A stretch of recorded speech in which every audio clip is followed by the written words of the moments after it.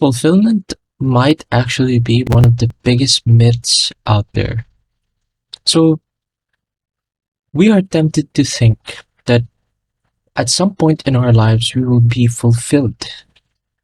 And if you think about it, there's not much definition or not much clear cut answer that anyone could give if you ask them what fulfillment might mean. Because it could change from time to time. And it does change from time to time. And let me give you a very concrete example. And I'm 80% sure, 70 to 80% sure that you might be experiencing this too. And I'll use myself as an example. So I am a med student, and before I was a med student, I had to pass the admission test or the NMAT here in our country. And before that point where I was taking the NMAT, I was a undergraduate student that was fantasizing on what it would be like to be a med student, what it would feel like, and that I would be fulfilled that I passed such a grand exam. But let's take it even further. Before I was an undergraduate student, I had to pass an entrance exam to college, right? I had to pass an entrance exam. So before I took that entrance exam, I was a high school student.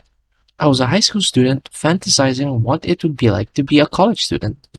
That I would be so fulfilled that I was finally a college student. Do you see the trend here?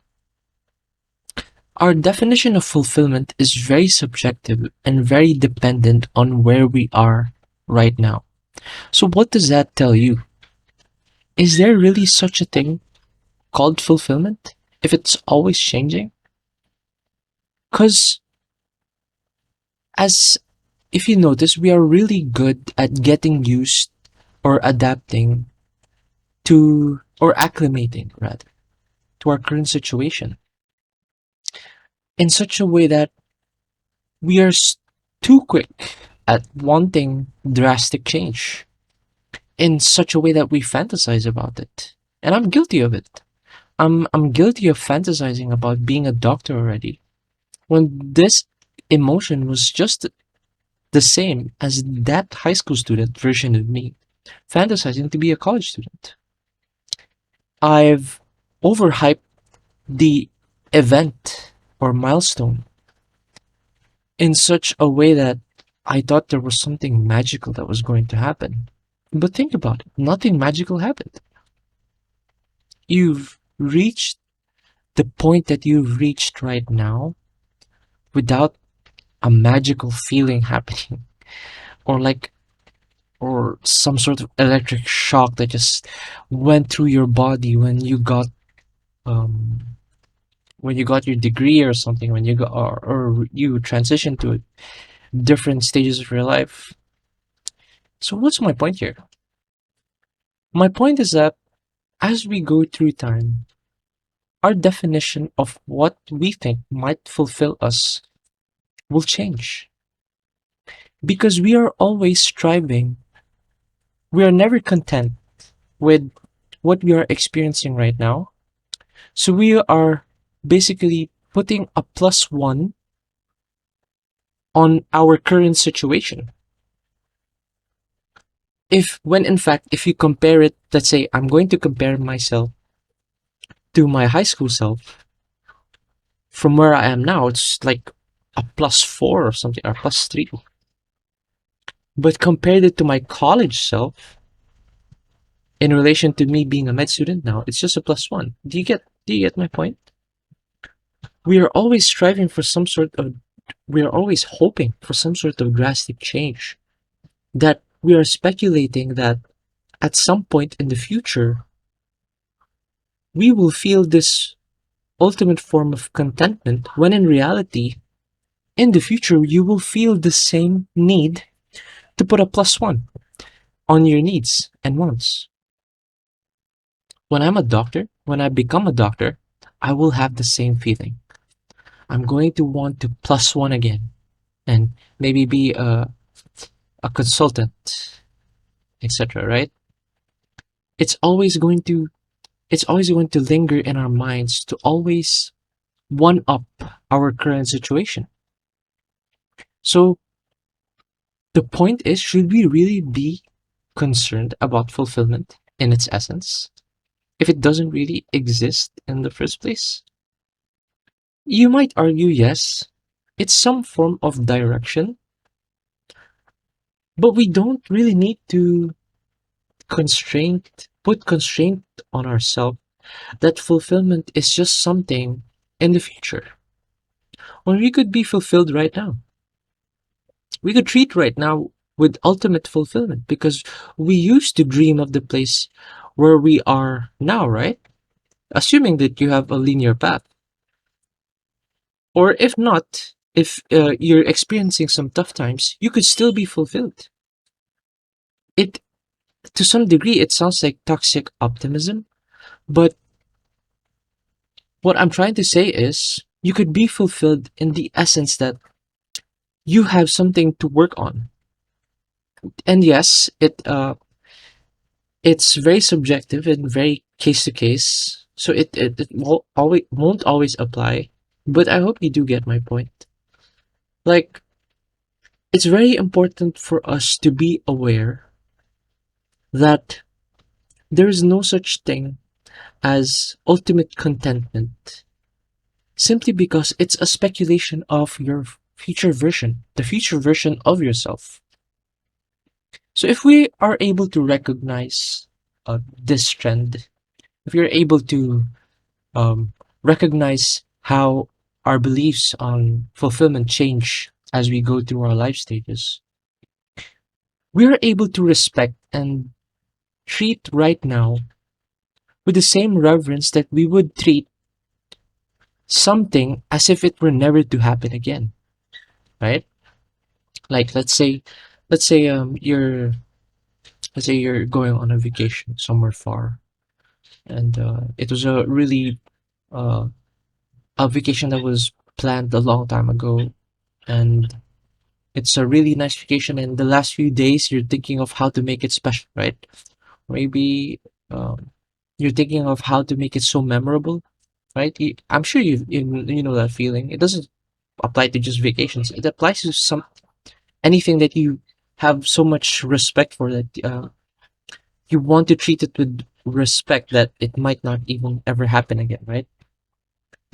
So that's how we should treat right now. We should treat it with the respect that right now might not even happen ever again.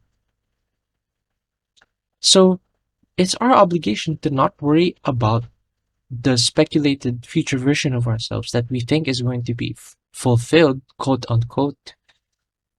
And we could already be fulfilled right now at this moment. And how? That's entirely up to you. Look for things that could fulfill you. Look for things that would give you that sense of fulfillment that you supposedly get from major life events, which I'm pretty sure you haven't pretty fully grasped or defined yourself what fulfillment even means to you.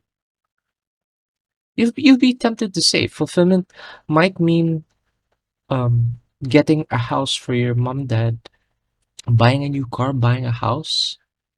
But when you're in your new house, you're sitting inside your new car, or you're sitting in your office after getting a promotion, you're always going to think of what's next.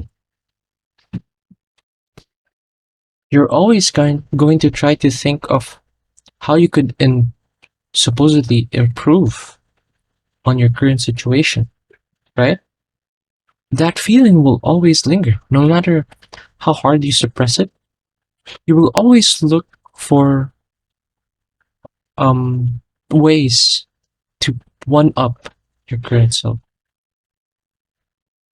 And in a sense, I'm not arguing its purpose of direction. I'm not arguing its purpose of having a plan. I'm not arguing how beneficial it might be to have some sort of vision. It's not what I'm trying to um, go against. I'm going against our tendency to be too concerned about fulfillment in such a way that it impacts how we feel at as of the moment.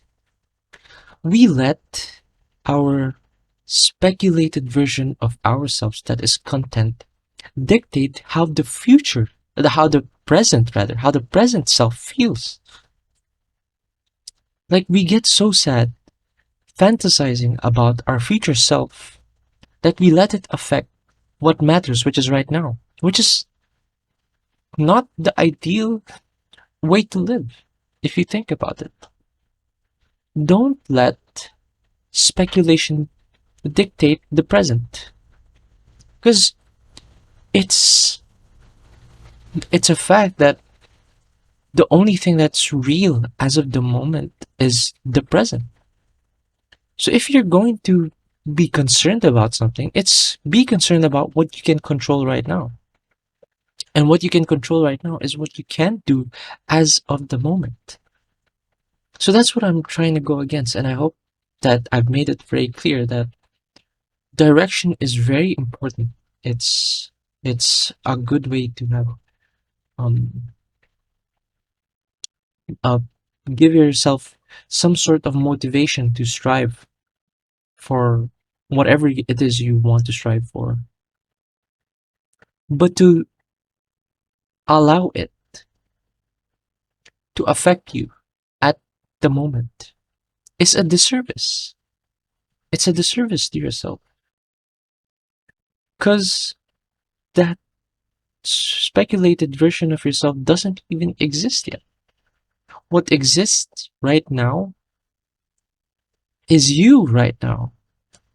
So doesn't it make sense to at least perceive it in such a way that you're already fulfilled, that you're able to do what you're able to do right now. You're able to enjoy the things you're able to enjoy right now. You're able to experience the things you're experiencing right now, no matter if they're positive or negative.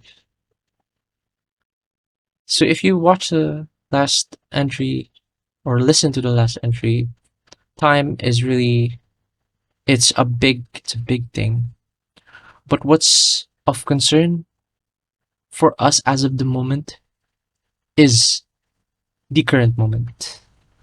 So I'll hopefully talk to you in the next one.